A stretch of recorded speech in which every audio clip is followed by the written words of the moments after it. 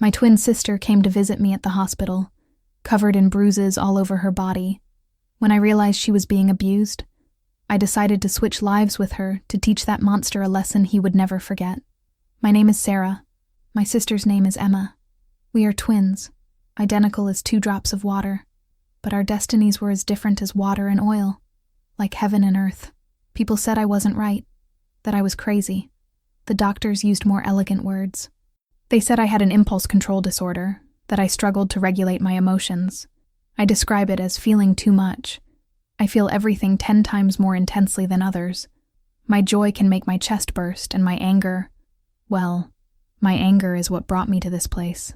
At 16, I broke a neighborhood boy's arm with a chair. He hadn't done anything to me. He had just grabbed my sister Emma by the hair and was trying to drag her into a dark alley. Emma was just crying, and I felt like blood was boiling in my head. I don't remember exactly what I did. I only remember the sound of a bone breaking, the boy's scream, and the horrified eyes of people staring at me. They weren't looking at him, they were looking at me. They called me a demon. My parents, who were already struggling enough, began to suffer even more. They were afraid of me. Finally, they brought me here to Peaceful Meadows Psychiatric Hospital. And so 10 years passed. 10 years living in a white room of less than 100 square feet. 10 years seeing the world through a window with iron bars. 10 years where my only friends were the medicines and the soulless screams of other patients. But if I'm honest, I don't dislike this place. It's quiet. Nobody bothers me. I have time to read and exercise. During the last 10 years, I've trained every day. I did push-ups, pull-ups using the window bars as a bar. I did sit-ups, anything to burn the energy that bubbled inside me. My body was thin, but hard as a rock. The only gift this decade of confinement has given me is probably a physical strength that many men outside would envy. I only had one pain, one concern. My sister Emma. She got all of our mother's goodness, and I inherited all of our father's fierceness. She was soft as water, incapable of hurting anyone's feelings. The day they took me away, she cried until she ran out of tears. Sarah, it should have been me who left. I'm useless. I slapped her. The only time in my life I've hit her. If you say that stupidity again, I'll escape and strangle you. You have to live. You have to be very happy. Live for both of us. She promised me. The following year, she came to see me with a man saying she was going to get married. His name was Marcus. He was handsome and tall, but his gaze wasn't honest. His eyes moved restlessly, and when he looked at me, I felt a subtle superiority and contempt. I gripped my sister's hand tightly. I don't like this man. Think about it again, sister. Emma only smiled sadly. With the luck I have, it's enough if someone wants to marry me. My parents are old, and he's promised to take good care of me. I wanted to scream. I wanted to break the glass that separated us. But what could I do? I was the crazy one. What weight could my words carry? The wedding was held, and I couldn't attend. Emma came to see me every month. She always brought a gift, like a box of fruit or some pastries. She talked about her new life. She bragged about being pregnant. She also talked about her daughter, Grace. Her voice tried to sound cheerful. But I am Sarah, her other half. I knew she was lying. Each time she came, she was a little thinner. The dark circles under her eyes were darker, and her smile was fragile and painfully forced. She always wore long-sleeved shirts buttoned up to the neck, even in the middle of summer under scorching sun. I asked her several times, but she always said a married woman should dress modestly. Lie, she was hiding something. Today was visiting day again.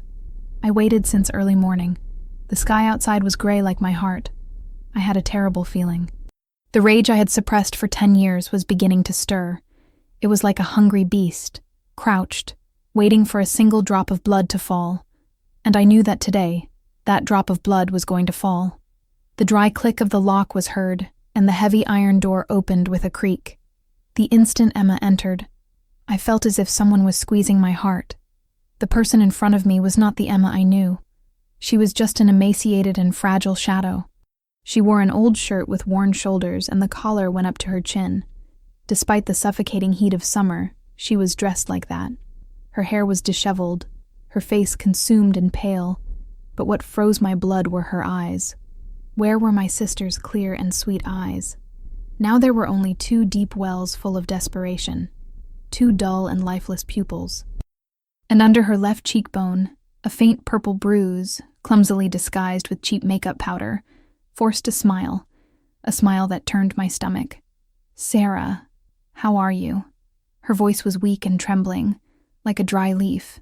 She left a basket of oranges on the table, probably bruised oranges she had bought on sale at the market to save money. I didn't respond. I approached and stood firmly in front of her.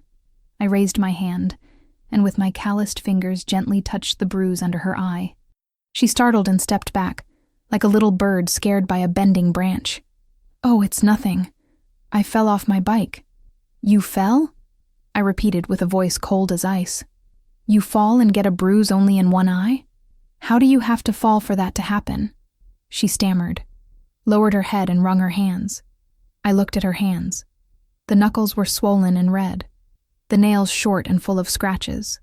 Were these the hands of someone who works hard, or someone who defends themselves desperately? The anger began to rise. I took a deep breath, trying to keep calm in my voice. "I'm asking you, sister, why are you wearing long sleeves in this heat? I don't like the sun. Lately, I'm a little weak. I couldn't take it anymore." I grabbed her wrist. She let out a small cry and tried to break free. "Sarah, what are you doing? It hurts me." That "it hurts me" was like throwing wood on the fire. Ignoring her pleas, I roughly rolled up her sleeve and then I saw it. The map of hell. My sister's thin and pale arms were covered with bruises. Old and yellowish bruises. Recent dark purple bruises. Red and swollen marks. There were circular marks, as if they had squeezed her hard with fingers, and elongated marks like from a whip or a belt. I let go of her hand. My whole body trembled, not with fear, but with rage. A burning, insane rage that I hadn't felt in 10 years. That bastard Marcus. I gritted my teeth. It wasn't a question, it was a certainty. Emma froze. She no longer hid it, and as if a dam had broken, she collapsed, covered her face, and began to sob. A long contained cry burst out. A sad and bitter cry that filled the white room. "Sarah, Sarah, save me, help me." She crawled on the floor and grabbed my legs. He hits me constantly. His mother, his sister, the whole family treats me worse than a dog. And Grace too, he hits Grace too. That last sentence turned me to stone. That monster had hit Grace, my 3-year-old niece. I bent down and lifted her up. This time she collapsed in my arms without strength. I looked at her face swollen with tears. I looked at those eyes identical to mine, now filled only with desperation. "Stop crying." My voice was deep and hoarse. "Crying doesn't solve anything. Tell me everything, from beginning to end. What has that bastard done to you? What has he done to Grace?" I sat my sister on my only metal bed. I served her a glass of water. She drank between sobs, and then began to speak. Her desperate confession was the death sentence for that family. Emma, sitting on the bed with trembling shoulders, shook the glass of water in her hands. With a broken voice that choked in her throat, she began to speak. Each word she uttered was like a knife stabbing into my heart. At the beginning of the marriage, he behaved well. Sarah, at least in front of our parents, she began to relate. But it was when I went to live with them that I discovered what hell was. Her husband, Marcus, was a gambling addict. As a simple factory worker, he earned a miserable salary, but every night he would blow it in betting houses and sports betting. He spent all our wedding money in 3 months. She sobbed. When I said something to him, he slapped me. It was the first one. "What would you know, woman?" he told me. "It's my money. I'll do whatever I want with it." That slap was the beginning of a habit. If he lost money gambling, he beat his wife. If he won, he also beat her, saying it was because of this jinx that he hadn't won more. I clenched my fists so hard that my nails dug into my flesh, but I felt no pain. But the worst, my sister trembled, wasn't Marcus. It was his mother, the mother-in-law, Mrs. Patricia, a terribly evil and despotic woman. She considered Emma as a nuisance, as the thief who had stolen her son. She tormented her little by little. If I cooked, she complained that it was salty or bland, threw the whole pot in the trash, and forced me to do it again. Even if I cleaned the house 3 times, she said it was dirty. And that woman forced me to wash by hand the underwear of the whole family, even my sister-in-law's. I closed my eyes. The image of my sweet and shy Emma bent over, washing those dirty things, made me nauseous. And the sister-in-law, I growled. She was worse. Emma shook her head. She's divorced, came with a child and lives off her mother. She treated me like a maid. She left clothes thrown anywhere and ordered me to wash them. Her son, Tyler, is a spoiled brat. He mistreated Grace every day. I opened my eyes suddenly. What did he do to Grace? Emma cried again. Grace is only 3 years old, Sarah. Tyler is 5. He took her toys, pushed her, and threw her to the floor. He even spit in her plate of food. When I said something, my sister-in-law came running and insulted me. Who do you think you are to scold my son? Your daughter doesn't even have a father. And she even encouraged her son to hit Grace. Hit her son. Brats need to be taught a lesson so they learn. The mother-in-law would stand watching and laughing. They're kids' things. Your daughter, since she's stronger, has to give in to her cousin. And Marcus, her husband, the girl's father? I asked with a hoarse voice. Emma lowered her head and said in a thread of voice. He looked the other way. He said women have to bear children, that having a daughter is useless. And... She hesitated. Speak. I shouted. She startled. Yesterday he came home drunk after losing money gambling. Grace was crying because Tyler was pulling her hair and he went crazy. Shut up already, useless brat, he yelled at her. As the girl got scared and cried louder, she couldn't continue speaking and put a hand to her cheek. He hit Grace in the face. I whispered, but I felt like someone was strangling me. Emma nodded. Tears fell in torrents. She's only 3 years old. She had the mark of 5 fingers on her face. When I ran to protect her and beg him, he hit me. He dragged me to the bathroom. He banged my head against the sink. I thought I was going to die, Sarah. I couldn't breathe.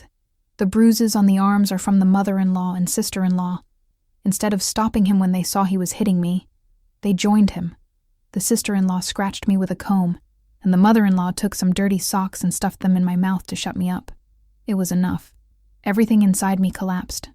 With normalcy, patience, and submission gone, I jumped up. Emma looked at me terrified. Sarah, what are you going to do? I approached the only metal mirror in the room. I looked at myself in it. My face was pale, but my eyes burned. I looked at Emma. We were identical, the same face, the same build. The only difference was that she was dying inside and I had just been reborn. Sister. I turned around. My voice was terrifyingly calm. Today you haven't come to see me. You've come to exchange your life. Emma froze, looking at me. Her eyes opened wide with terror. Sarah, what are you saying? Exchange our lives. I looked her directly in the eyes with firmness and without the slightest hesitation. You stay here and I go out. No.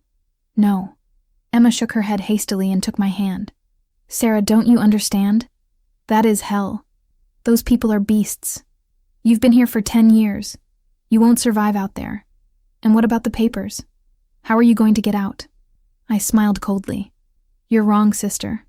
Precisely because I've been here 10 years, I can survive with those beasts. Look there. I pointed to the bars.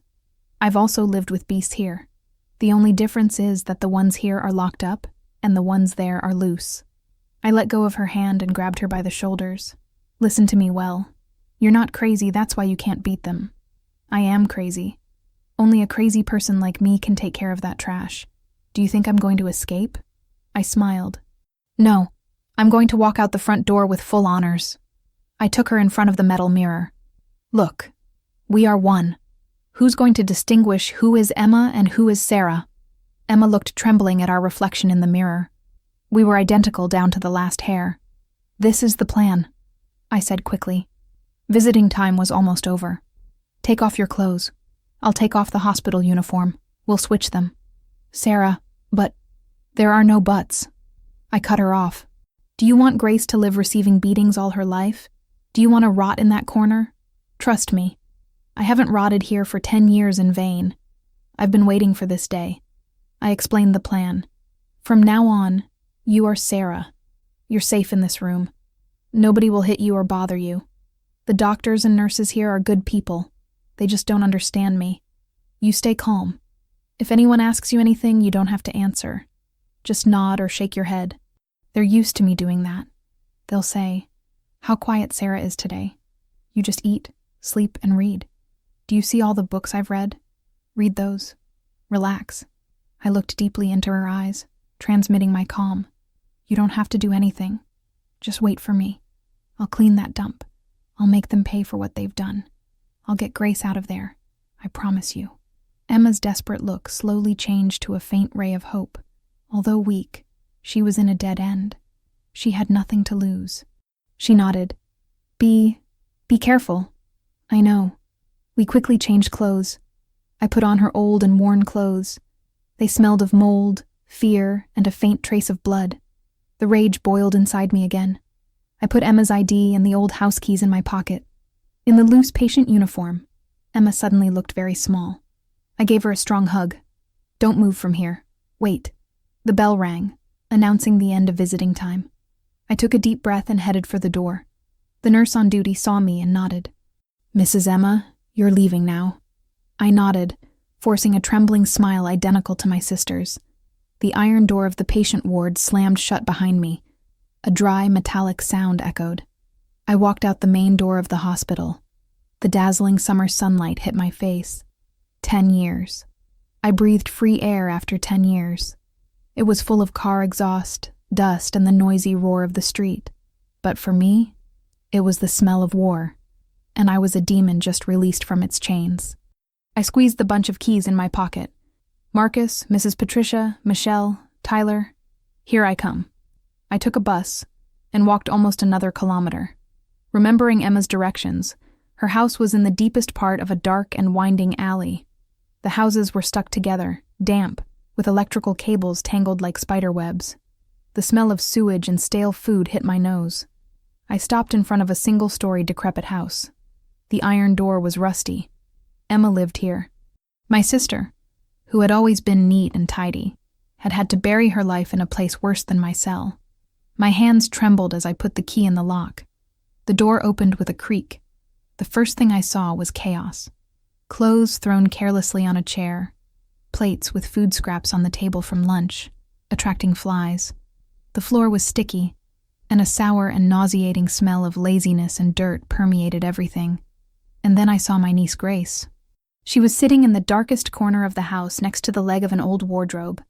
She was skin and bones with pale skin. She wore an old dress that was too small with a big tear in one shoulder.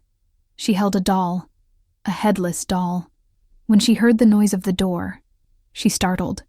She raised her head. Seeing me, her mother, she didn't run to me. She shrank and hugged the doll tightly with both hands. Her eyes were full of fear. The child was afraid of her own mother.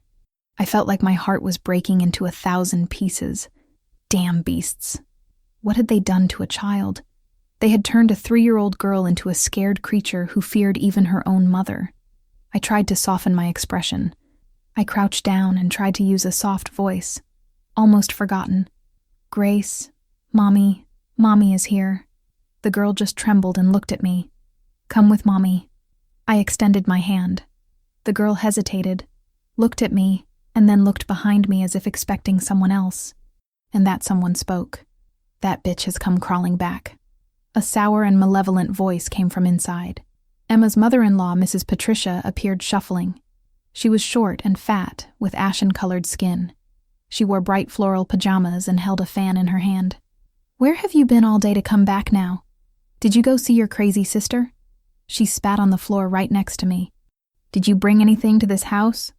Or do you come again with that miserable face to mooch food?"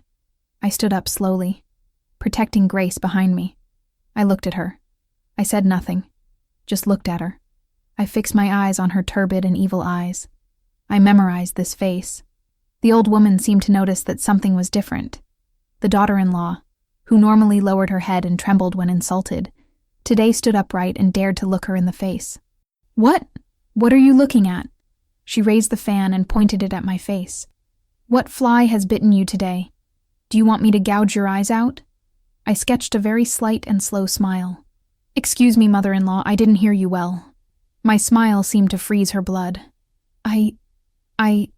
Before she could finish, another shrill voice interrupted her. "Oh, Mom, why do you even bother talking to her?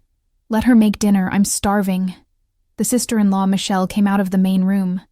She was as fat as her mother, with an acne-covered face and artificially dyed blonde hair in disarray. Behind her, a fat 5-year-old boy followed her arrogantly. He was the spitting image of his mother. Tyler. Tyler, seeing Grace, ran toward her. "Hey, you're playing with the doll. Give it to me." He roughly snatched the headless doll from her hands. Grace, scared, burst into tears. "Give it back. Give it back, cousin.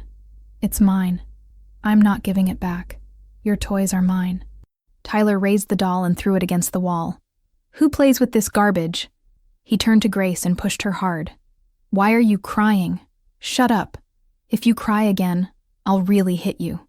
Grace fell to the dirty floor. She was so scared she immediately stopped crying. Only a muffled sob escaped her throat. Mrs. Patricia and Michelle stood watching and laughing as if it were something very funny. "That's how I like my boy," said Michelle, raising her chin. "Men have to be that strong, not like that little crybaby." My rage. Yes, there it was, roaring in my chest. 10 years of repression. Enough. The smile disappeared from my face. Tyler, seeing that Grace wasn't crying, became even bolder. He approached and raised his foot to kick her. "I told you to shut up." A hand grabbed his ankle in the air. Tyler lost his balance and fell backward, but his ankle was still held. It was my hand. Suddenly, the house fell into sepulchral silence. Tyler opened his eyes wide. He was used to mistreating his cousin, used to his grandmother and mother always taking his side.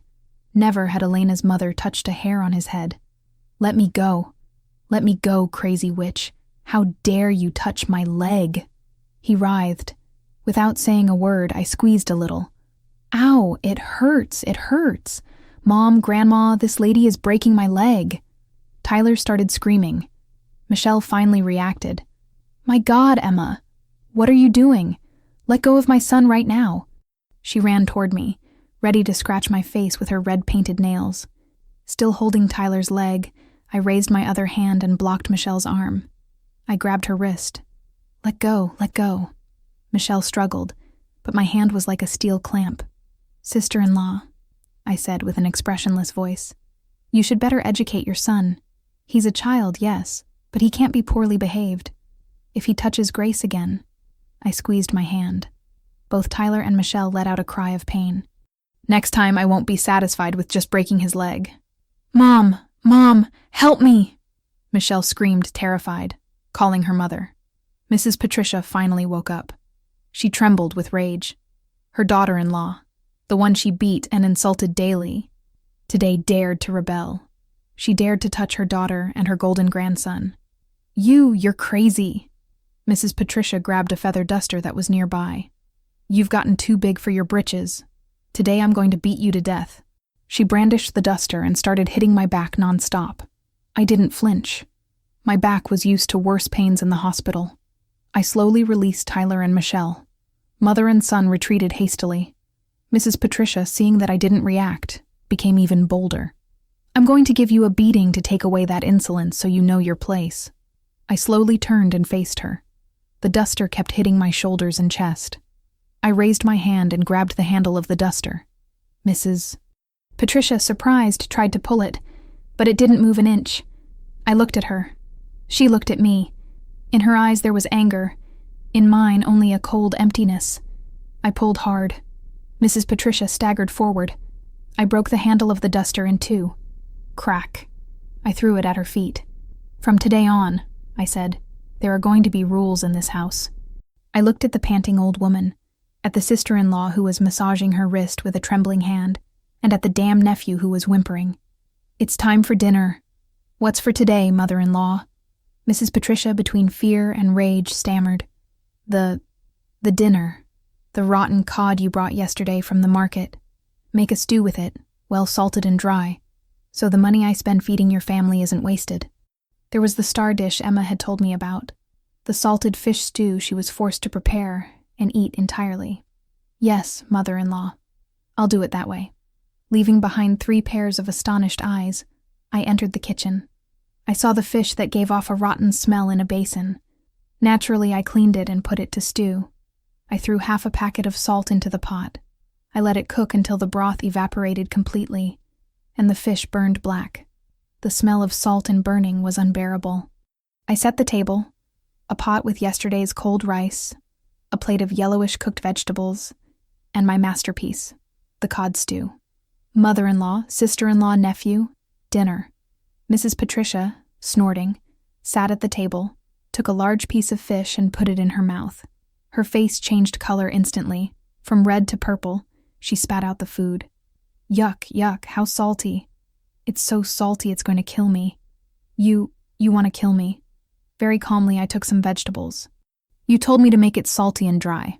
I followed your instructions. Is it to your liking? To my liking, my foot. She got so angry that she grabbed the hot clay pot with her hands. I'm going to smash this pot in your face. Just as she was about to tilt it toward me. Boom. I hit the table hard. The cheap plywood table shook violently. The plates and cutlery clinked. Put it on the table. My voice wasn't loud, but it was enough to startle the whole family. Mrs. Patricia's hand stopped. She looked at me, saw the look of a crazy woman. Aren't you going to eat? I lowered my voice. If you don't eat, it's a waste of food. Do you want me to feed you? A daughter-in-law should be respectful to her mother-in-law. I stood up and walked around the table.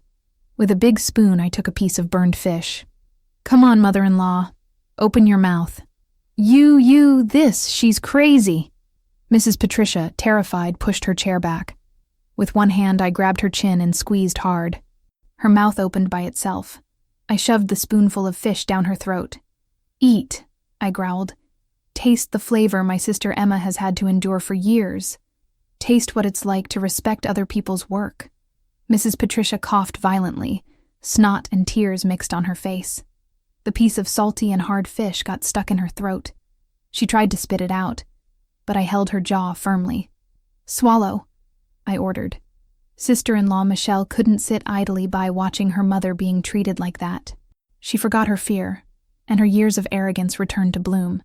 Hey, Emma, let go of my mother right now. How dare you force-feed her? She ran toward me, ready to scratch my face with her fat and sharp nails. She thought that since I was busy holding the old woman, I wouldn't be prepared. She was wrong. With my left hand, I held Mrs. Patricia's chin. My right was free.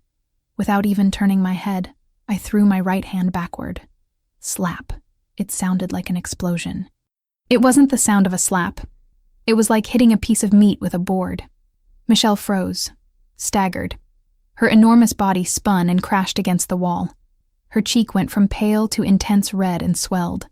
The mark of my 5 fingers was imprinted. Her ears were blocked. Her eyes opened wide.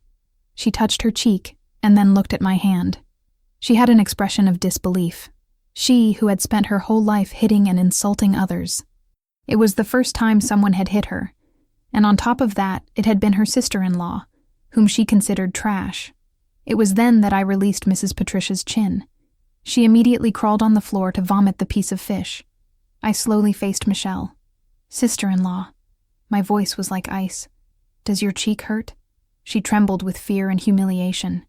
You dare to hit me? I am your sister-in-law. I only gave you 1 slap.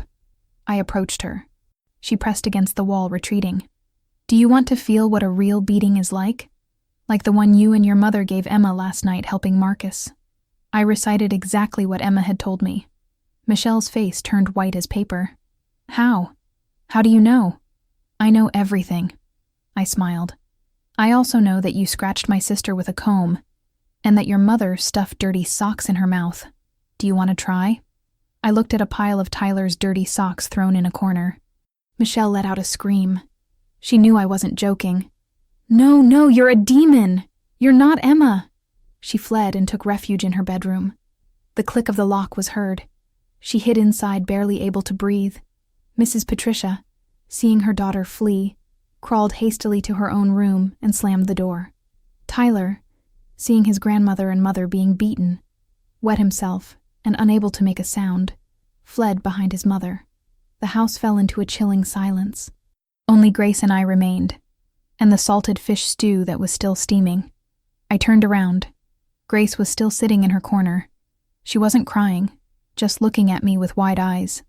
In her gaze, the initial fear had diminished, giving way to amazement and strange curiosity. My heart ached. I threw the dirty spoon away and went to the kitchen. I knew this scum never ate with Emma and Grace. Emma had told me that the old woman always hid the good food in a private refrigerator for herself. I opened the old refrigerator as expected. Chicken, ham, yogurts, fruit. I took out a cooked chicken leg and a yogurt. I also found the fresh rice that Emma had hidden for her daughter. I heated it. I put a generous portion of rice on a clean tray and shredded the chicken on top. I took it to Grace. "Eat, little one." My voice softened. "Eat until you're full. From now on, nobody will take your food. Nobody will hit you." I sat next to her. Grace looked at me, trembling. Then she looked at the plate. The smell of chicken was delicious. She was hungry. Carefully, she took the spoon, ate a spoonful, and burst into tears. This time it wasn't from fear. She sobbed while eating. I didn't console her.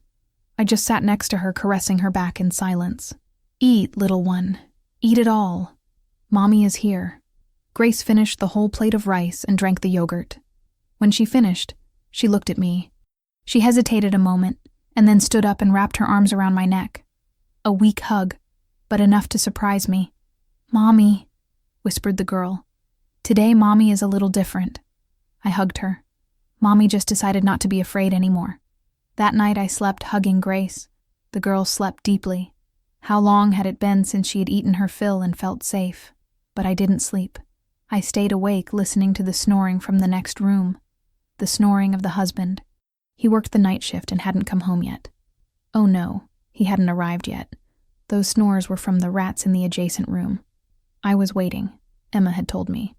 The husband, Marcus. His shift ended at 11 p.m. and he always came home completely drunk. Exactly at 11:30 p.m., the sound of a motorcycle engine was heard in the alley, followed by the screech of a sharp brake.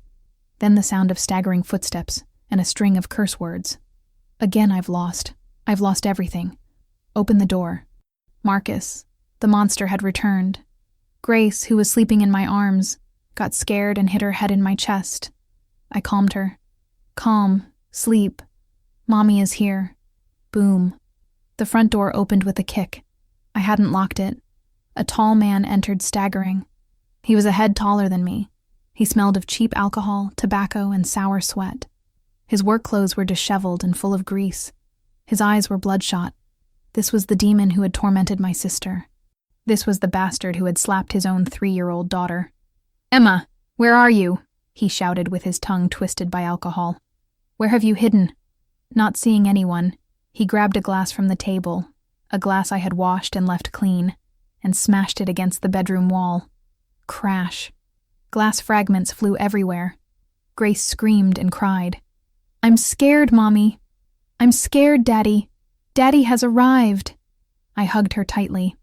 "Calm. Stay here. Mommy is going to see what's happening." I laid her on the bed and covered her with the blanket. "Close your eyes. Cover your ears. Mommy will be done soon." I left the room. Marcus saw me. He smiled maliciously. "Ah, there you were. Where's the water? I'm thirsty. Bring me water quickly." I remained still 10 feet from him, without moving. Marcus frowned. His wife, normally, just hearing his voice, would run to bring him water. Why was she acting so defiant today? "Are you deaf?" he yelled. He looked around, looking for something to throw. "Today, you're misbehaving.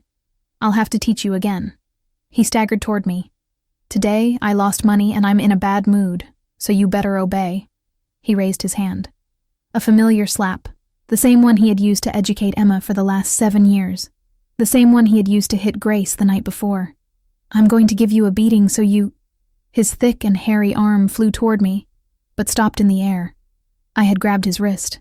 Marcus was stunned, opened his eyes wide. He tried to break free, but couldn't. His wrist was trapped like in a steel vise. He looked at me, and then at my hand, holding his wrist. "What are you doing? Let me go." He began to feel something was wrong. He was drunk, but he wasn't stupid. The weak Emma. The Emma who wouldn't hurt a fly. How could she have such strength? "Let me go," he screamed, and with his other hand threw a punch at my face. It was a drunk's punch, but with enough force to break a normal person's teeth. I kept holding his wrist firmly. I simply tilted my head, and the fist grazed my ear. Marcus was even more perplexed. He had missed. "Darling." My voice was chillingly sweet. "Tired from work? You bitch." He felt the danger and tried to break free, but I squeezed harder. Crack. A dry, brief sound, the sound of a wrist bone dislocating. Marcus let out a scream of pain that sobered him up instantly. "Ah, my hand. What have you done to my hand?" He collapsed. I didn't let go. I lifted him up. "Hitting has become a habit, hasn't it?" "You? You're not Emma. Who are you?" he hissed. "I'm your wife," I smiled. "The same one you love to slam against the sink." I gave him a slap.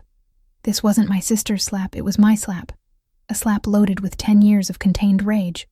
The big man staggered and hit his head against the wall. He fell face down on the floor. His cheek was swollen and bleeding. He was dazed. A woman had hit him. "Mom! Michelle, help me!" he screamed, terrified. "Save me, Emma.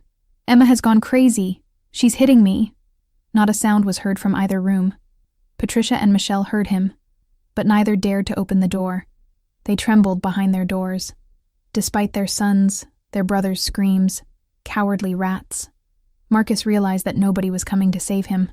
The pain, humiliation, and remaining alcohol transformed into rage, into the madness of a man whose pride had been trampled. "You dare to hit me? I'm going to kill you!" He got up, staggering like a wounded beast. He lunged at me, trying to crush me with his huge body. He opened his arms to catch me. I sighed. Too slow. I didn't retreat, but advanced. When he lunged, I crouched. I grabbed his hair with one hand and pulled hard downward. With the other hand, I made a fist and gave him a strong blow to the solar plexus. Boom. A dull sound. Marcus doubled over at the waist. His eyes went white. Saliva and gastric juices came out of his mouth. He could no longer even scream, just gasped with his mouth open. I kept holding his hair. "This," I whispered in his ear, "is for Grace."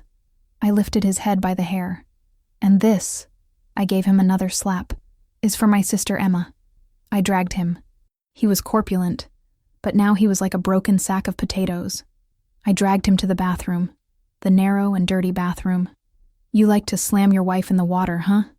I filled the sink with water, grabbed him by the hair, put his head inside. "Refreshing, darling." Marcus writhed like a pig in a slaughterhouse. The dirty sink water bubbled. I held his greasy hair firmly, put his head in the water, gave him a second to breathe and put it back in.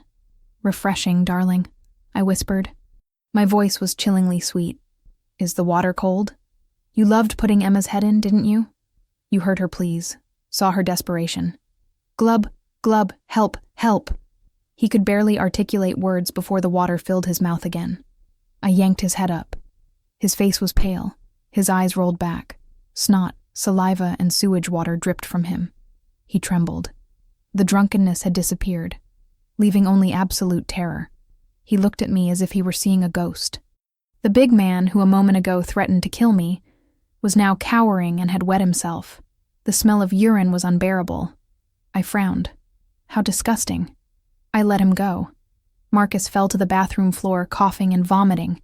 He vomited alcohol, food, and even bile. I looked at him from above with cold disgust. I looked at him, and then at my hands. For 10 years, I used these hands to read and exercise. Now I was using them to clean trash. I left the man groaning like a dying dog, and left the bathroom. I heard how the door of Patricia and Michelle's room opened a little and closed immediately. They had seen everything well. The more they saw, the more afraid they would be. I went to the kitchen. I saw the pot with the salted fish stew that Patricia had vomited in the afternoon. An idea came to mind, a dark idea, but very satisfying. Emma had told me that Patricia was the ringleader, the brain. Marcus was just the muscle. To make a dog stop biting, you have to break its teeth. But to make a dog stop being loyal to its master, you have to make it fear and despise its master. I looked around the house. In a dirty corner that Emma called the laundry room, I found a plastic basin full of dirty clothes that stank sour. Emma hadn't washed her clothes since yesterday. On top of everything were Patricia's old underwear. A smile drew on my mouth. I turned the fire back on, put water in a large pot with a stick, took the underwear and put them in the pot. I put them to boil vigorously. A horrible smell began to rise, worse than sewage. Meanwhile, Marcus had crawled out of the bathroom. He crawled to the door of Patricia's room. Mom, help me. That one is crazy, Mom." The door remained closed. Inside, Patricia trembled. Go away, don't come near. If you're crazy, die alone." Marcus froze. His mother, the mother he had always protected, the mother who had encouraged him to hit his wife, now abandoned him. He turned toward me. He saw me stirring a special broth. He didn't understand what I was doing. I took out a bowl of broth from the pot, a thick and yellowish broth. I put the bowl in front of Marcus. "Drink." He looked at it without understanding. "What? What is this?" "Medicine," I said. "A medicine to cure abusive husbands. A medicine to cure ungrateful sons. A medicine to cure the disease of hitting your wife because your mother tells you to. Drink, darling." He looked at the bowl and smelled it. His face turned white as paper. He had understood. No, you're a demon." He crawled backward. "A demon," I laughed. "Compared to putting a woman's head in water, slapping a 3-year-old girl and forcing someone to eat filth, this is very humane." I grabbed his hair and threw his head back. "I told you," I growled. "In this house there have to be rules. First rule, you reap what you sow. Your mother planted the seed, so you, her son, have to eat the fruit. Drink." I opened his mouth and poured the horrible broth down his throat.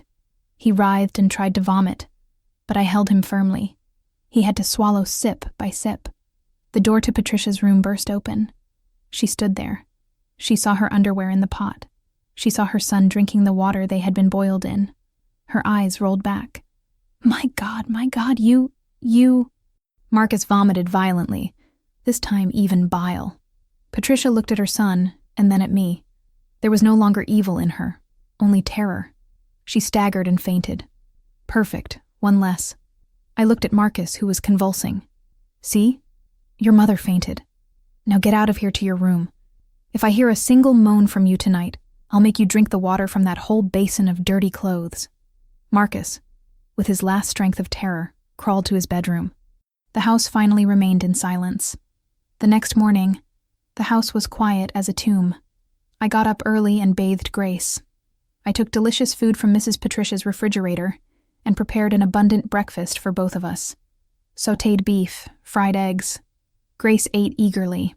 Light was beginning to return to her eyes. No sound came from either room. Mrs. Patricia, Michelle, and Marcus, the 3 demons of yesterday like 3 dead rats, didn't dare even to poke their heads out. I didn't care. I fed Grace and put on cartoons for her. Around 9 a.m., there was a loud and decisive knock at the door. "Who is it?" I asked. "Police. Open the door." I smiled. How fast. I opened the door. 2 policemen, one older and one younger, stood in front of me. They had a serious expression. The young policeman looked at me. I still had Emma's old bruises. "Are you Marcus's wife, Emma?" "Yes, that's me. We've received a complaint from Marcus. He accuses you of brutally assaulting him." Just then, Marcus came crawling out of the room. He looked pitiful, his face swollen, one cheek bruised and his wrist bandaged. He walked limping, pretending great pain. Seeing the police, he screamed as if he had seen a savior. "Here, officers, look!" He pointed to his face. "She hit me. And... He hesitated, unable to recount the humiliating scene from the night before. "She's crazy. She's the sister of that crazy woman who was in the psychiatric hospital. The craziness has rubbed off on her.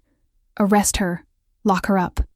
Patricia and Michelle also poked their heads out stealthily to support the story. "It's true, officer. She hit her husband, her mother-in-law, and her sister-in-law. Look." Michelle pointed to her still swollen cheek. The older policeman frowned. He looked alternately at the corpulent Marcus and at me, small and thin, but strong-looking. "Mrs. Emma," he asked with a serious voice, "is what these people say true? Did you assault them?" I didn't deny it. "Yes, officer," I said with a calm and sorrowful voice. "I assaulted them." Marcus's and the two women's eyes lit up. "See, she's confessed. Arrest her." But I continued. "I did it in self-defense. My husband, my mother-in-law, and my sister-in-law hit me." "Lie," Marcus screamed. "When have I ever hit you?" I looked at the older policeman. "Officer, you said my husband accuses me of assault. Can I ask what assault is?" The young policeman snapped. "She left your husband's face like that and says it's not assault." "Yes," I nodded. "So, if a husband hits his wife until she's covered with bruises, chokes her in water and swells her face, that can also be called assault." The older policeman stopped. He was beginning to understand the situation. "You mean—" "I mean this." I went into the room and took out a stack of papers. It was what Emma had gathered in her desperation. She had brought it to me yesterday at the hospital and I had kept it. I put it on the table. "This is my medical report from 3 months ago. Broken ribs. The doctor concluded it was from a strong impact." I took out a photo. "This is my face from 2 months ago. Broken nose. My husband said I fell by myself." I took out a pile of injury reports. "These are bruises on arms, on the back, belt marks, scratches. There are a lot, officers. I've been living here for 7 years. 7 years receiving beatings. Who do I complain to? If I tell the neighbors, they say it's marital disputes. And if I go to the police station, the officers tell me to work it out between ourselves." I looked Marcus directly in the eyes. He trembled. I rolled up my sleeve and showed Emma's old bruises. "Look, this wound is from the day before yesterday. My husband hit my daughter in the face, and when I tried to stop him, he dragged me to the bathroom and drowned me in water. My mother-in-law and sister-in-law helped him hold me." The two policemen were astonished. They looked at me, and then at those 3 demons. "I've endured 7 years," I said. My voice trembled with indignation. I was playing Emma's role. "Yesterday my husband came home drunk, kicked the door, threw things and tried to hit me and my daughter. I couldn't take it anymore, and without realizing it I reacted. I looked at Marcus. I've hit my husband once, but he's hit me thousands of times." I turned to the two policemen. "If a husband can hit his wife and not be arrested, isn't it a domestic matter for a wife to hit her husband?" The older policeman sighed. He had dealt with too many cases like this. He turned to Marcus. His voice became sharp. "Marcus, look at yourself. As big as you are and your wife so small. You leave her face like this, and now that she's returned one blow, you call us to arrest her? But she—" Marcus was left speechless. "But nothing." The older policeman hit the table. "With this stack of reports, if I open a case, the one who's going to be arrested is you. Domestic violence, assault charges. Do you want to go to jail?" Marcus's face turned ashen. "I'm warning this family." The policeman pointed to the 3.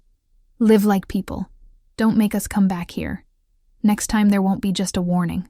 He turned to me and said with a softer voice, "Mrs. Emma, if that man hits you again, come directly to the police station with these reports. We'll take care of it. Understood?" "Yes. Thank you, officer." I bowed my head and sobbed. The 2 policemen left. Marcus, Patricia, and Michelle stood there, stunned. They looked at me. In their eyes, now there was a mixture of fear and hatred. They realized the law wasn't on their side, and I knew they wouldn't stop. They would use other methods. Marcus had lost humiliatingly. Throughout that day, the house sank back into silence. But it wasn't the silence of a tomb. It was the calm that precedes the storm. I heard whispers, murmurs, and low curses coming from Mrs. Patricia's room. The 3, a limping Marcus, a Michelle with a swollen face, and a stunned Patricia, were conspiring. I could smell their plot in the air. I knew, without needing to hear it, what they were planning. They couldn't beat me by force. They couldn't use the police. So, what method would they use? Of course they would use my crazy label. "That's a crazy woman." I heard Mrs. Patricia's voice in passing. "She's not Emma. She's Sarah, the crazy woman from the hospital. She escaped. She's impersonating her sister." Marcus nodded. "It's true, Emma. Emma is weak as a snail. How could she have that strength? How could she do something like that? It has to be her crazy sister. Michelle trembled. My God, no wonder she was so evil. She did that to my brother. Shut up, Mrs. Patricia snapped. Don't mention that again. If the neighbors find out, it'll cover us in shame. And now what do we do, Mom? Marcus asked. We can't live with a crazy woman. She could kill us all. Mrs. Patricia was silent for a moment. I heard her footsteps as she paced back and forth. Then she lowered her voice. What's crazy must return to its place. The plan began to forge in that old and evil head. We can't catch her ourselves, but the psychiatric hospital can, she said. But we can't directly call an ambulance to take her. She's strong as a bull and will defend herself. And if she tells everything, what? We have to weaken her. Weaken her. Michelle's voice sounded shrill. Something like sleeping pills, like in soap operas in the soup. Exactly. Mrs. Patricia clapped. We give her a big dose of sleeping pills, so she sleeps like a log. And then we tie her up tight. Then we call Peaceful Meadows and report that patient Sarah has escaped. She's in our house and we've subdued her. They'll come for her right away. But what if she doesn't drink it? Marcus worried. Since yesterday she doesn't eat with us. She won't eat, but her daughter will. Mrs. Patricia smiled maliciously. Tonight we'll pretend to make peace. I'll apologize. I'll prepare a delicious dinner. I'll tell her that Mom was wrong, that we're a family again. She's smart. She won't believe it, Michelle said. Even if she doesn't believe it, she'll have to pretend she does, Mrs. Patricia said. And we'll put the drug in a separate soup, a chicken soup. We'll tell her we prepared it for our granddaughter Grace to get strong. Do you think she won't give it to her daughter? If she doesn't eat it, she'll have to eat it herself. She can't reject her mother-in-law's kindness. My heart froze for an instant. Damn beasts. Daring to use Grace. That night was just as I expected. A strangely abundant dinner. Roasted chicken, croquettes. Marcus and Michelle with their bruised faces sat in silence. Mrs. Patricia had changed 180 degrees. Smiling, she said, Emma, come sit and eat. She served me a chicken leg. Yesterday was my fault. I'm sorry. I'm old and forgive me. Michelle also said in a thread of voice, Sister-in-law, I'm sorry too. Please, forgive me. Seeing the circus in front of me, I also smiled. Yes, mother-in-law, sister-in-law. I don't hold grudges either. We're a family. Marcus, seeing my docility, sighed with relief. Eat, Mrs. Patricia said. Oh, this afternoon I prepared some chicken soup. It's delicious. I made it especially for Grace. The girl is very thin. Lately, she brought a small bowl of steaming soup. She put it in front of me and Grace. Give it to the girl yourself. Grace, seeing the soup, her eyes sparkled. I looked at Mrs. Patricia. She smiled, but her eyes didn't. Those eyes watched me fixedly, waiting. I took a spoonful of soup. It looks so good. Thank you, mother-in-law. I raised the spoon. Grace opened her mouth, waiting. I stopped. Oh, how hot! I smiled. Mommy will cool it by blowing. I blew, and then pretended a mistake. Oops. The bowl of hot soup spilled on the floor. Oh no, I exclaimed, pretending surprise. Mother-in-law, I'm sorry. How clumsy I am. I spilled all that rich soup you had prepared. Grace started crying with regret. The faces of the three demons changed instantly from hope to disappointment, and then to extreme rage. Marcus clenched his fists under the table, but they couldn't do anything. No, it's okay. Mrs. Patricia forced a crooked smile. If it spilled, it spilled. I'll prepare another one. It's not necessary, mother-in-law, I said hastily. With the food, I'm already full. You eat, and you, sister-in-law. And you, darling, eat a lot. Eat a lot, and gain strength. Dinner ended. Their first plot had failed. I knew they wouldn't give up. They would try another method. They had lost patience. Since they couldn't deceive me with poison, they decided to use force. That night I went to bed hugging Grace. I didn't sleep. I never sleep deeply. My 10 years in the hospital taught me to be alert 24 hours a day. In the middle of the night I heard a creak, stealthy footsteps. I closed my eyes and pretended to be fast asleep. I breathed evenly. The door to my room opened slightly without making noise. 3 shadows. Marcus, Mrs. Patricia, and Michelle.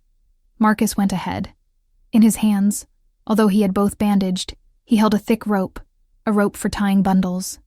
Michelle carried duct tape and Mrs. Patricia a towel, to cover my mouth, I suppose. They approached stealthily to the bed. They thought I was sleeping. They thought I was still the weak Emma. "She's fast asleep," Marcus whispered. Now all 3 pounced. Marcus threw the rope. Mrs. Patricia ran to cover my mouth and Michelle to hold my legs. Too slow. The instant the rope touched the blanket, I sat up. I didn't just sit up. I jumped like a panther. I didn't go for Marcus. He was big but useless. I went for the weakest, Michelle. I gave her a double kick to the stomach. Boom. Ah! The corpulent Michelle was thrown backward and crashed against the wall. She couldn't even scream. She collapsed with her mouth open. Mrs. Patricia froze. The towel fell from her hands. Marcus also stopped. In just a second, I grabbed the cheap ceramic lamp from the nightstand. I smashed it hard on Marcus's head. Crash. Marcus screamed and covered his head. Blood began to gush. He didn't expect me to defend myself so brutally. You... While he was stunned, I was already behind Mrs. Patricia. I put my arm around her neck, using her as a shield. "Marcus," I screamed. "One more step and I'll break your mother's neck." Marcus froze. Blood dripped down his face. He looked at me and at his mother writhing in my arms. Grace woke up then and burst into terrified tears. "Silence," I screamed. "Everybody in this house shut up." Marcus was terrified. No, don't touch my mother." "What? What do you want?" "What do I want?" I laughed. "What were you going to do with the rope? Tie me up." I dragged Mrs. Patricia. I picked up the rope from the floor. "Good idea." I pushed Mrs. Patricia hard toward Marcus. "Get out." She fell into her son's arms. I approached. Marcus, covering his head and holding his mother, retreated. He was afraid of me. You what?" I raised the rope. "You like playing hide and seek? All right, I'll play with you." Michelle finally let out a moan. "Help! Help! Shut up!" I screamed. "Everyone get out to the living room right now." I herded them like a flock of ducks. The big man, the fat sister-in-law, the evil mother-in-law. All 3 terrified were led to the living room by a small and thin woman. "Sit down." I pointed to the sofa. They sat trembling. "Marcus," I called him. Yes. He trembled like jelly. "You're my husband, right?" "A husband should sleep with his wife." I smiled. "Go into the bedroom." He didn't understand. But, "Go in." I pushed Marcus into our bedroom. Grace was crying on the bed. "Little one, come outside." I took her in my arms and carried her to the living room. "Watch TV with Grandma and Aunt. Don't come in here." I left her outside. I slammed the bedroom door shut and locked it from inside. Now Marcus and I were alone. He backed away. "What? What are you going to do to me?" "The same thing you were going to do to me." I raised the rope and lunged at him. Marcus tried to resist, but he was injured in the head. He was dizzy, and the hand he injured yesterday still hurt. I threw him on the bed. I used the techniques I learned in the hospital to subdue patients with attacks. In 5 minutes, Marcus was tied hand and foot. His hands and feet were firmly tied to the 4 corners of the bed. He couldn't move. He could only look at me with bulging eyes. "Your sister Emma tells me," I whispered in his ear, "that you like using the whip. That you like rough play." I looked around the room and found his leather belt. No, please, I'm sorry, I beg you." He started crying. A violent man crying and begging. I didn't care. I took a rag and stuffed it in his mouth. "Shh. Quiet. The show is about to begin." I left Marcus tied hand and foot on the bed with a rag in his mouth that only allowed him to emit a desperate I turned off the light. The room was left in darkness. I opened the door and came out. In the living room, Mrs. Patricia and Michelle were huddled on the sofa. The 2 evil women now looked pathetic. Seeing me come out, both startled. And Marcus?" Mrs. Patricia stammered. What have you done to him?" I put on a terrified face. "Mother-in-law, sister-in-law, something terrible has happened." "Marcus, Marcus, I tricked him and tied him to the bed. Both women froze. I've used all my strength, I panted. I seduced him so he'd let me tie him up, but he's so strong he's about to break the ropes. I put on a masterful performance. I pretended to be scared. If he gets loose, he'll kill me. He'll kill us all. Mother-in-law, sister-in-law. Patricia and Michelle looked at each other. They weren't stupid. They doubted. Is it true? Michelle asked suspiciously. Did you really tie him up? I nodded. But I can't contain him. Come help me. He insulted me and you too. He said when he gets loose, he'll beat us all to death. He's crazy. The doubt in both women's eyes slowly turned into an evil gleam. They hated me, but they also feared Marcus. And they hated the humiliation he had put them through. If Marcus was really tied up, this was their opportunity. An opportunity to vent, to teach him and me a lesson. They wouldn't think that Marcus was tied up and would go in to hit him. Or they might think that I was the one tied up. I had to make sure. I tied him up, but he's too strong, I repeated. Tied up? Mrs. Patricia stood up. You mean tied to the bed? Yes. Hold him tight, she said. Her eyes gleamed. I'm going to teach him a lesson.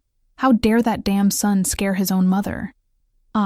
It turns out she also hated her useless son Marcus, who had brought her misfortune. She wanted to take the opportunity to tame him again. No, this scenario isn't fun. I have to change it. I have to make them think that I'm the one on the bed. I shook my head. No, it's not like that. I tricked him, but he tied me up. I said the opposite. What? Both women were perplexed. I screamed. Marcus is so strong that he caught me and tied me to the bed.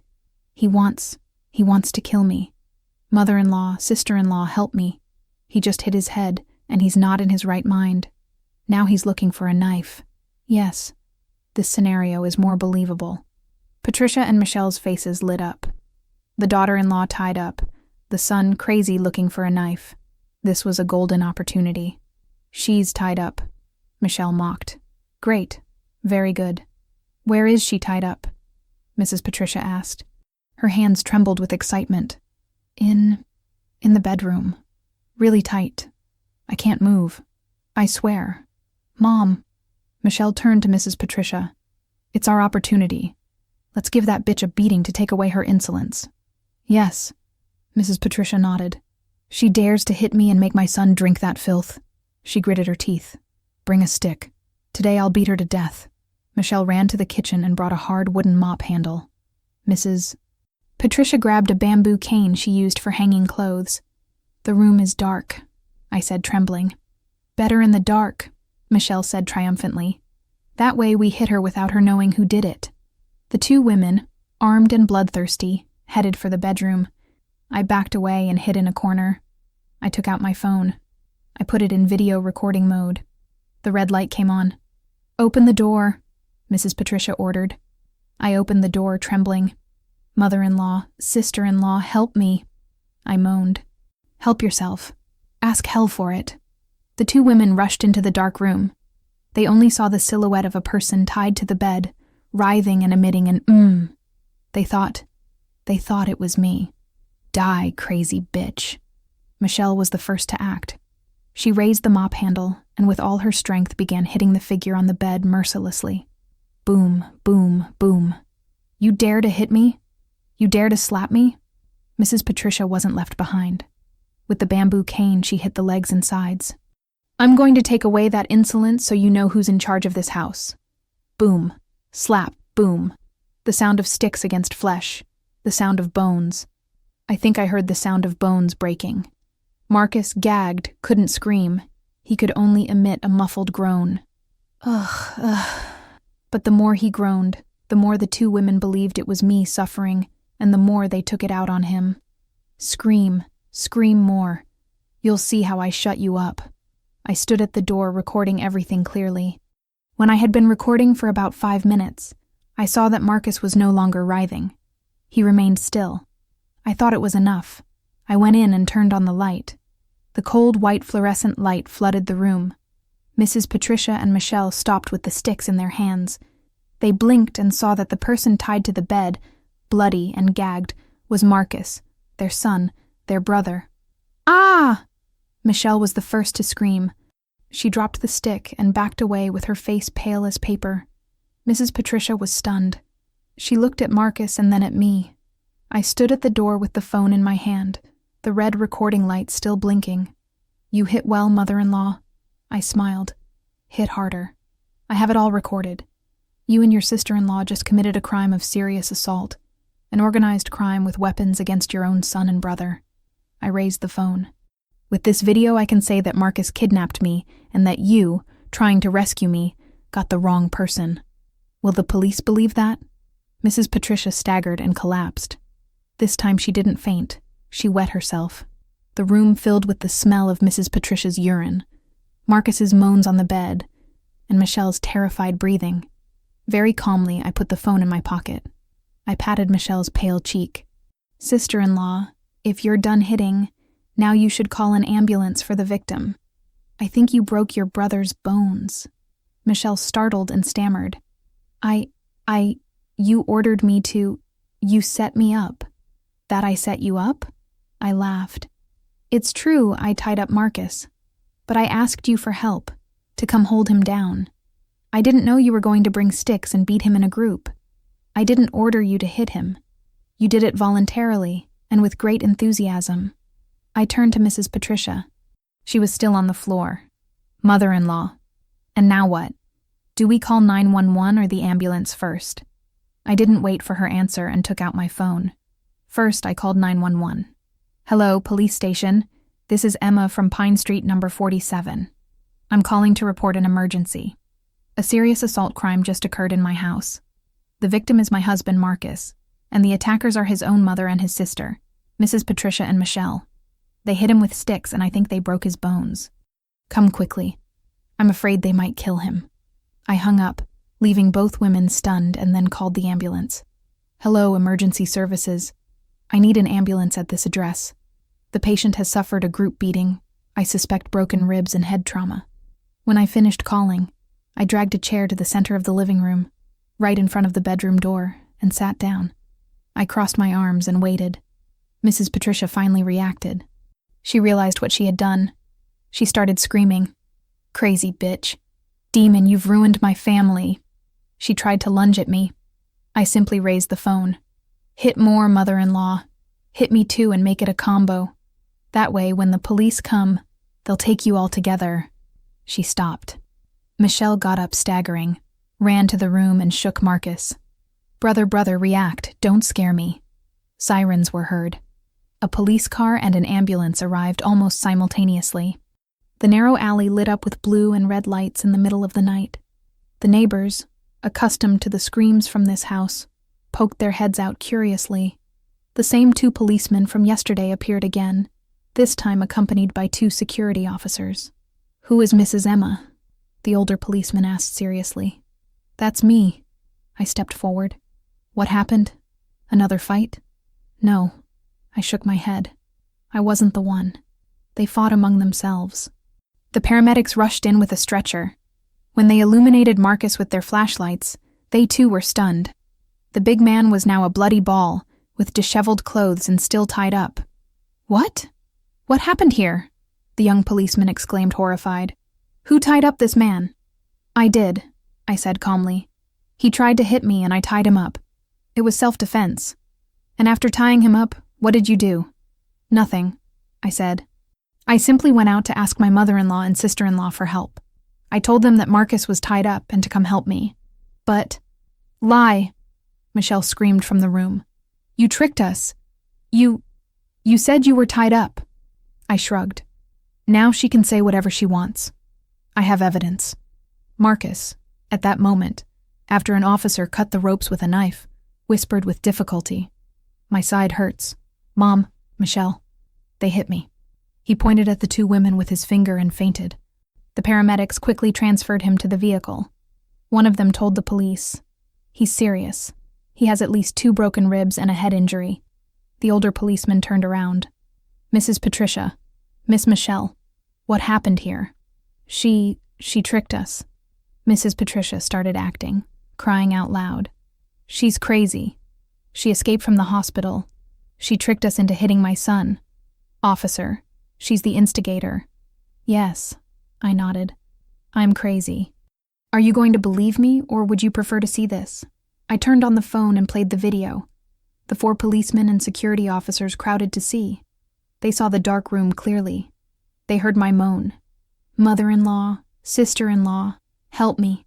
And they also heard the 2 women's curses. Die, crazy bitch. You dare to hit me?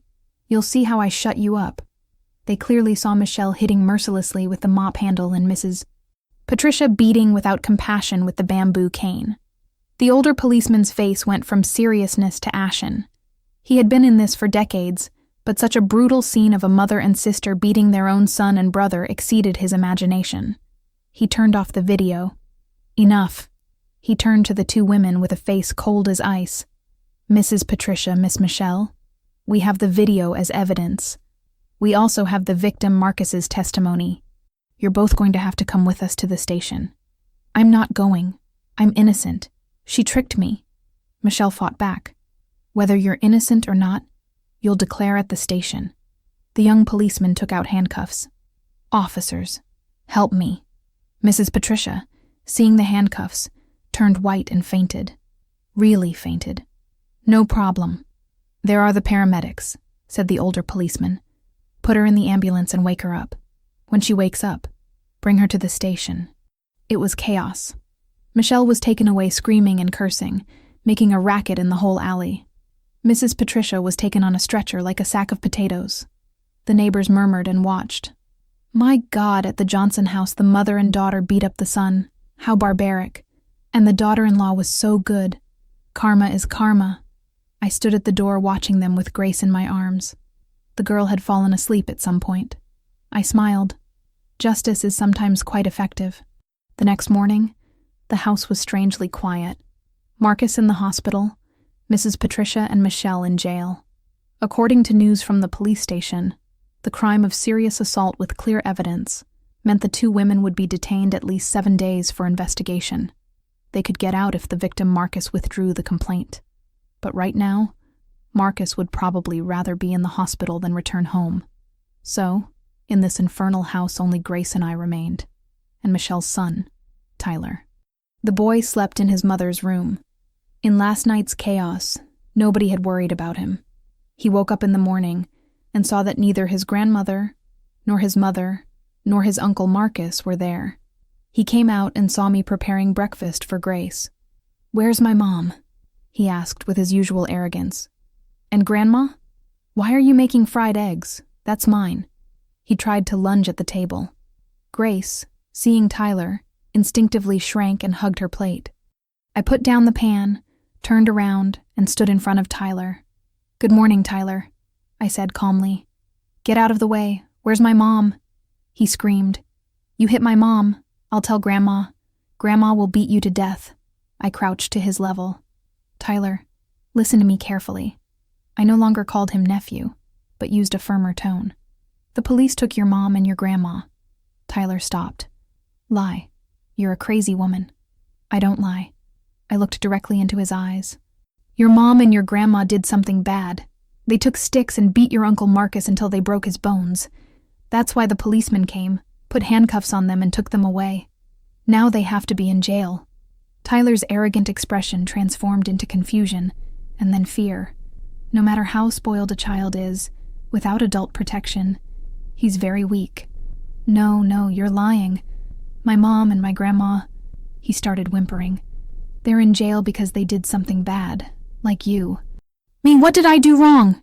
he screamed with his neck veins showing. "You mistreated Grace," I said with a voice still calm. "You took her toys, pushed her, spit in her plate. You also pulled her hair, right?" Tyler backed away. He was scared. He didn't understand how I knew. "You also did wrong because you imitated the adults. You saw your grandma, your mom, and your uncle mistreating me and Grace, and you thought you also had the right to mistreat Grace." I pointed to Grace. "But look, what has Grace done wrong to you? Grace is smaller and weaker than you. Why did you hit her?" Tyler fell silent and lowered his head. "Your mom and your grandma are in jail for doing bad things. Do you want them to take you too? Do you want to go to jail?" No. He shook his head terrified. No, I don't want to. Good. I stood up. Then, from today you're going to learn again to be a person. I took him in front of Grace. Grace was still afraid. Apologize to Grace, I ordered. Tyler hesitated. Years of bad habits don't get corrected in an instant. I frowned. Or do you want me to call yesterday's policeman again? He hurried to say, looking at Grace with a threat of voice. I'm sorry. Who are you apologizing to? Speak clearly. I'm sorry, Grace. It's still wrong. I shook my head. You're the older cousin and Grace is the little one. But in this house, Grace and I have suffered many injustices, and Grace has been very scared. From today, you'll call Grace Queen Grace. What? Tyler was perplexed. Queen Grace. And you are Sir Tyler. What's a knight's mission? Tyler stammered. Protect. Exactly. Protect the Queen. I said, Come on, Sir Tyler, apologize to Queen Grace for scaring her yesterday. Tyler, although he feared me, seemed to find this queen and knight game quite cool. He took a deep breath. Queen Grace. Sir Tyler asks for your Majesty's forgiveness. Grace was surprised, looked at me, at Tyler, and then let out a laugh. A clear and crystal laugh that resonated for the first time in this house. Tyler, seeing the Queen laugh, felt a little less scared. Good, I nodded. Now, Sir Tyler, take a plate and have breakfast.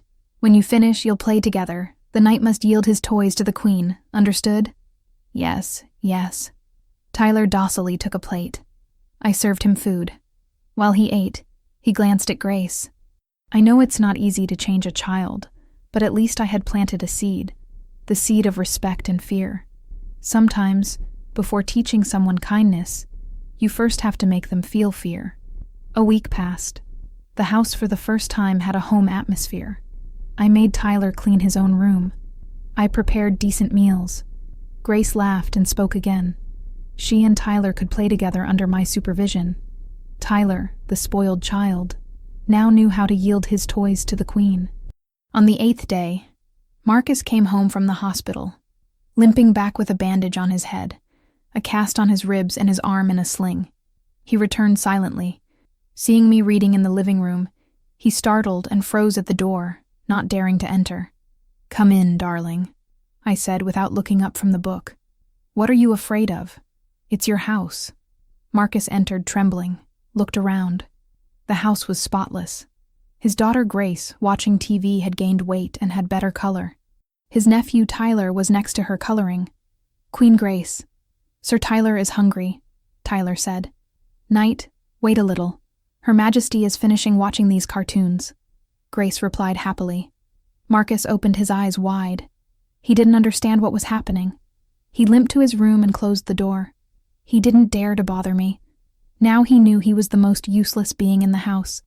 Beaten by me, beaten by his mother and sister, he could no longer lift his head.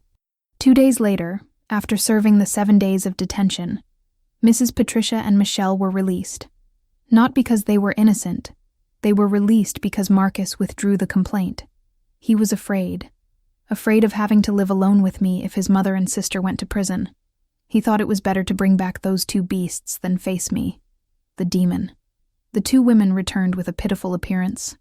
7 days in jail had been hell for them, who had never known hardships. Greasy hair, clothes smelled bad. Their arrogance and evil had disappeared, leaving only fatigue, fear, and hidden hatred. They saw me and kept quiet. They saw Marcus cowering and also kept quiet. Nobody talked to each other. This family was now completely broken. That night, I was putting Grace to bed. The door to my room opened, and Marcus, Mrs. Patricia, and Michelle entered limping. I put a finger to my lips and said, "Shh, the girl is sleeping." I went out to the living room and sat in a chair. What's wrong? Marcus, Patricia, and Michelle looked at each other, and then something happened that I never would have expected. Mrs. Patricia, that evil mother-in-law, knelt down. "Mom!" Marcus and Michelle exclaimed, astonished. "Shut up!" she snapped. She raised her head and looked at me. Her turbid eyes were now full of fatigue, humiliation, and supplication. "Emma or Sarah," she said with a hoarse voice. "I don't care who you are. I beg you. Please, I beg you." Michelle, seeing her mother kneeling, burst into tears and knelt too. "Sister-in-law, I beg you. Please save this family." Marcus, with broken ribs, couldn't kneel, but he bowed as much as he could. "Forgive me. I'll give you a divorce. Please, leave. We'll give you whatever you want, but please leave." The whole family that had tormented my sister for 7 years now begged me on their knees to disappear from their lives. Seeing them, I felt more emptiness than satisfaction. "All right," I said. "We'll divorce." Hearing the word divorce, the three sighed with relief like death row inmates receiving a pardon. Mrs. Patricia hurried to say, Yes, divorce. Tomorrow we'll arrange the papers. You pack your bags and leave." "That I leave." I arched an eyebrow. "Mother-in-law, do you think this is that simple?" I stood up and started walking. "My sister Emma married into this house 7 years ago. 7 years working like a mule, 7 years receiving beatings and insults. Her daughter Grace, at 3 years old, has been slapped, has gone hungry, and has been mistreated. And now, do you think it all ends with a simple divorce?" "Then what do you want?" Marcus asked, trembling. "Money. It's money." "Yes, money," I said firmly. "Let's end this cleanly with money. We're no longer family." I raised 3 fingers. "First, child support. Grace is 3 years old, and Emma will raise her until she's 18. There are 15 years left. You're the father. You have a responsibility." "How much?" Marcus said in a thread of voice. "Emma doesn't ask for much. $2,000 a month for food, school, and medical expenses." I calculated mentally. $2,000 a month for 12 months. For 15 years, that's $360,000. Let's leave it at $320,000 to be paid at once. $320,000! Michelle screamed. "You're a thief. Where are we going to get that money?" I ignored her and raised 2 more fingers. "Second, community property. When they got married, my parents gave Emma $100,000. Emma gave it all to you, mother-in-law, to pay the mortgage on this house. Now that they're divorcing, that money has to be returned. Plus $30,000 my sister earned working for 7 years makes a total of $130,000. Adding up, it's $450,000. "Better kill us," Mrs. Patricia screamed. "There's no such money in this house. You're cornering us." "Cornering," I smiled coldly. "Compared to what you did to Emma, this is very humane." I raised another finger. "And finally, third, compensation for moral damages. 7 years of aggressions, drownings, fractures, inhuman insults. The price of that pain." I looked Mrs. Patricia directly in the eyes. $100,000, I concluded. Child support $320,000, house money return $130,000. Compensation for moral damages $100,000. Total $550,000 and the divorce papers signed by Marcus. "If you give me all that, Grace and I will disappear from this house. $550,000. The 3 seemed to have received an electric shock. "You're crazy. Better kill us," Marcus screamed. "I'd rather go to jail." "There's no money." "There's no money?" I laughed. "You don't have money for the daughter-in-law and granddaughter. But you do have hidden money for the daughter, right, mother-in-law?" Mrs. Patricia startled. "What? What are you saying? Don't you understand me?" I approached her. "When your husband died in a work accident, you received compensation from the company, right? A very large sum, $800,000, correct?" Marcus and Michelle looked at Mrs. Patricia stunned. "Mom?" Michelle stammered. $800,000. What money? Mrs. Patricia had money. Marcus was also perplexed. Shut up, all of you." Mrs. Patricia was terrified. She's talking nonsense. She's making it up." "That I'm making it up?" I laughed. "You have it very well hidden.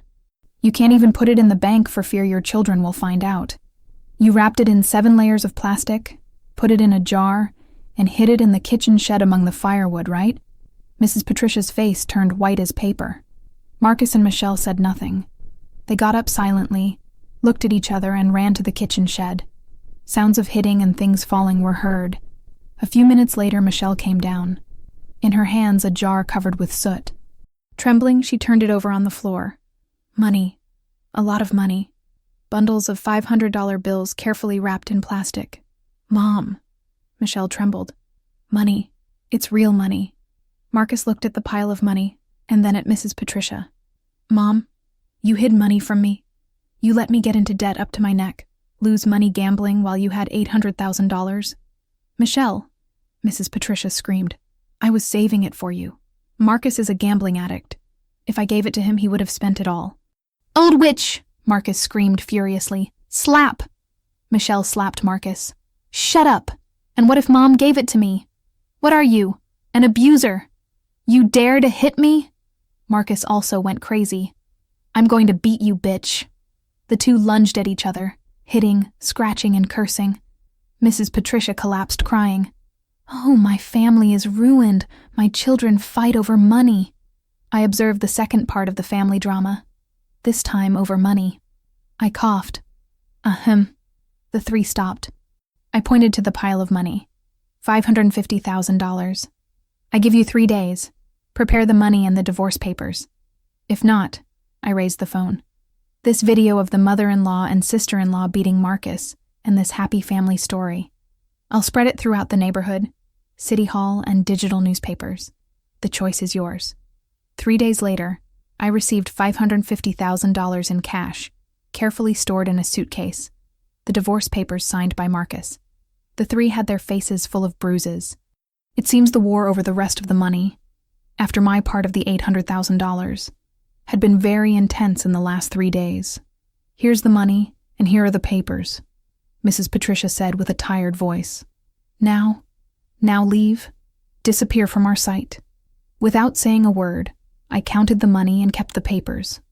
I went back to the room and collected Grace's things that I had prepared the day before. A small suitcase. "Grace," I took the girl in my arms. "Say goodbye to this place.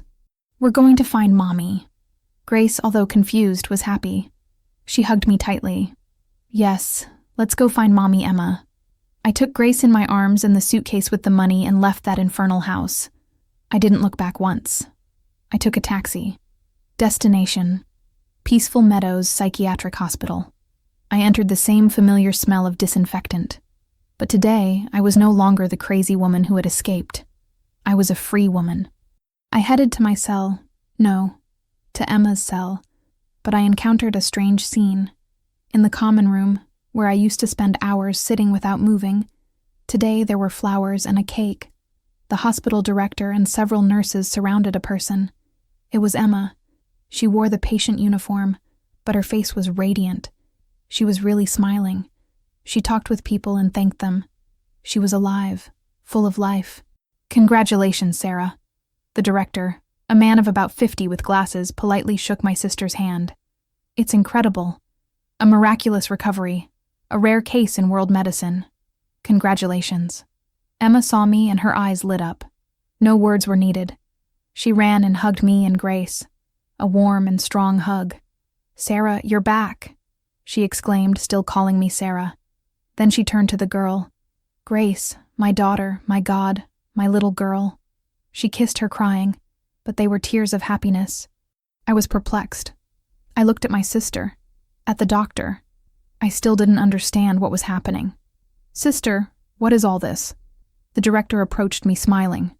"Ah, you must be Emma, Sarah's twin sister. You're identical. You came to pick up your sister. You arrived at the right time." He turned to me with a triumphant and proud expression, as if he had achieved a great feat. "Wonderful news for the family. Your sister Sarah is completely cured." "Cured," I repeated with a lump in my throat. "Yes, cured." The doctor stroked his beard and nodded. "Last week we conducted a periodic psychological evaluation of long-stay patients. Sarah, Emma participated and passed it with an excellent grade. All her psychological indices are stable. She's completely normal. No more signs of anger, antisocial behavior, or delusions." I looked at Emma. She was winking at me. Mischievous. I understood. I almost laughed. What irony of the system. They locked me up for 10 years for being crazy, for not controlling my anger and resisting injustice. But Emma was normal. A good patient. Frightened. When she entered here in my safe cage and stopped receiving beatings and insults, She could eat, sleep, read, and be herself. And when she faced the psychological evaluation as a completely normal and sane person, she passed it without problems. In the eyes of this system, her normalcy was seen as my recovery. She had cured my name, Sarah. What sweet irony. Yes, yes, I said with a trembling voice, containing emotion. How good. I came to pick up my sister. The director returned to his desk, signed the last paper, and put a stamp on it. He approached courteously and handed the document to Emma. Here's the discharge certificate. Your file has been verified. From today, Sarah is completely free and a normal citizen. Congratulations. Emma took the paper. She didn't cry. She just looked at me. We laughed together. That paper didn't just give Sarah freedom. It gave us both freedom. I, Emma, had officially divorced from the past. My sister Sarah was legally a normal person. I took the suitcase with the money. Emma took Grace. Thank you, director. Thank you all. Emma said goodbye with a bow. I owe you a lot. We turned around. The three of us hand in hand left the common room, walked down the long hallway and headed for the iron door. It was really over. Both hells were left behind. The heavy iron door closed behind us with a final creak. The dazzling summer sun flooded us. I covered my eyes with my hand. The last time I escaped, this only smelled of war. This time it smelled of freedom. It was warm. It smelled of tree sap, of life. Grace rested her head on her mother's shoulder. Mommy, Aunt Sarah, where are we going now? Emma looked at me and I at her. We saw confusion in our eyes, but above all, great hope. We, Emma said. Her voice still trembled. We're going home. Home? I asked. Where? Emma smiled. Wherever the three of us are together, that's our home. I burst out laughing. You're right, but first we need a place to wash and sleep. A very clean place. I stopped a taxi. Sir, take us to the best hotel in the area. We rented a large hotel room with a bathtub and white sheets. When the room door closed, separating us from the noisy world, Emma finally relaxed, left Grace on the floor, collapsed, and burst into tears. She sobbed, as if vomiting the 7 years of humiliation, beatings, and fear that had gotten into her bones. I sat next to her in silence and hugged her. Grace, too, with her little arms, hugged her mother and me. Mommy, don't cry. Aunt Sarah and Grace are here. We hugged like that, crying and then laughing. After a good bath, we ordered room service. A lot of food. Roasted chicken, soup, cake. The three of us ate for the first time a decent meal without fear or worries. Grace got cake all over her face and laughed out loud. Her crystal laugh, like spring water, cleaned the darkness from our hearts. That night, I put the suitcase with the money on the table. $550,000. Sister, this is your money and Grace's, I said. Emma shook her head. It's not our money. If it weren't for you, my daughter and I would probably be dead. Sarah, you saved my entire life. We saved each other. I took her hand. Now we have to live very well also for our parents. The next day we went shopping. The first thing we did was throw away all the old clothes. I threw away my patient uniform. Emma threw away the ragged clothes from her married life. We bought new clothes, cheerful and colorful dresses. We also bought pretty clothes for Grace. We looked like three completely different people. With the money, we didn't buy a house immediately. We knew we needed time to settle down. I rented a small apartment in another neighborhood, far from that dark alley. An apartment on a high floor full of sun. We decorated it ourselves. We bought a new bed for Grace and a very large bookshelf. I told Emma, for 10 years my only friends were books. Now I want to read all the books in the world. Emma. She recovered her passion. Before she was very good at sewing. She bought a sewing machine. She started making dresses for Grace, making curtains. Our little house became cozier every day. Grace started going to daycare. At first she was shy, but soon made friends. She was an intelligent and loving child and was no longer afraid. One afternoon at sunset, I was sitting on the balcony reading a book. Emma was preparing dinner in the kitchen. It smelled of fish stew, but this was a fish stew made with love, not the salty stew of hate. Grace was coloring. Emma brought a plate of fruit. What are you reading? A law book. I smiled. I think I should know some things. Are you angry? Emma asked cautiously. I closed the book and looked at the glowing sky. Yes, I'm still angry. Angry with that trash. Angry about the 10 years I was locked up, but I turned to her. That anger no longer burns me. Now it's like an ember that reminds me how strong I was, and that I'll never again let anyone trample on my sister, my niece, and myself. Emma smiled. Sarah, you no longer need to be crazy or pretend to be strong. Here you just have to be Sarah, my sister. I nodded. I understand. My craziness wasn't a disease. It was resistance. The craziness wasn't in me, but in that family, in those soulless beings. We didn't run from craziness. We simply escaped from the cage of beasts. I looked at Emma smiling, at Grace humming a song. 10 years in darkness was to see a single dawn. Although late, still dazzling, our new life had just begun.